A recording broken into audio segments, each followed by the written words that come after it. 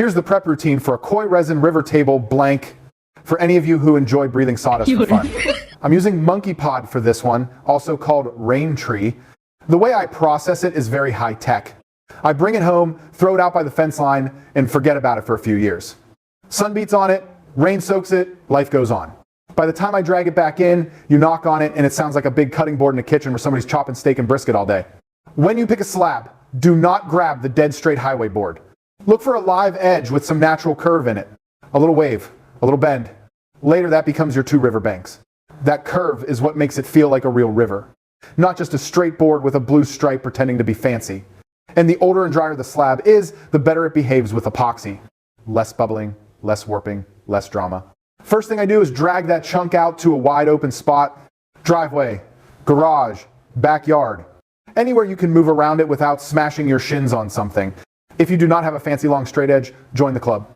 I just grab 2 pieces of square steel tubing and use them as guides on each side. Homemade layout tools, nothing glamorous. As long as they are straight, they do the job. Save the real money for resin, and maybe to keep the bank from breathing down your neck. This tabletop is around 1.6 meters by 80 centimeters, about 63 by 32 inches, roughly 2 inches thick. I line everything up with those steel tubes and mark it carefully. Where the table edges will be, where the koi river bed is going to run right through the slab. The slab itself has to sit on something reasonably flat. If it is twisted or rocking and you start cutting like that, that tabletop worth a few Benjamins turns into fancy firewood for the backyard barbecue really fast. Once the layout is done, I start stripping the bark. That does 2 jobs. It cleans everything up and it starts building a little border with some depth.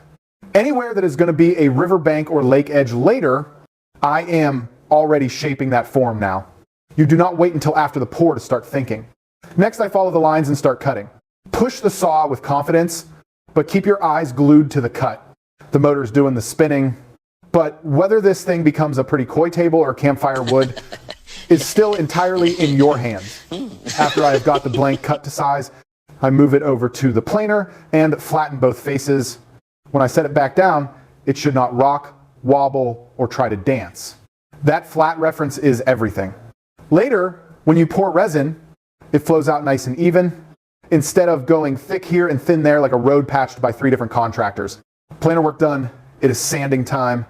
The more care you put in here, the fewer bubbles you have to fight later. Monkeypod has tiny pores and grain lines, kind of like skin with a whole bunch of little pores. If you do not really clean it and smooth it out, all that air trapped inside comes boiling out into the resin. 1 second you have a calm blue river. Next second it looks like a pot of ramen at full boil. Then I go in and remove the rest of the bark and any rotten or punky wood. Anything soft, crumbly, or suspicious gets dug out completely. I sand into every corner, every pocket, every little crack until what is left is clean, solid wood. Dry, honest, no junk. If you phone it in on this step and leave dust and rotten fibers hiding in there, the resin will only grab the surface. It will look fine at first, but give it a little time and it starts lifting and peeling off in chunks. And that hurts your wallet a lot more than your feelings.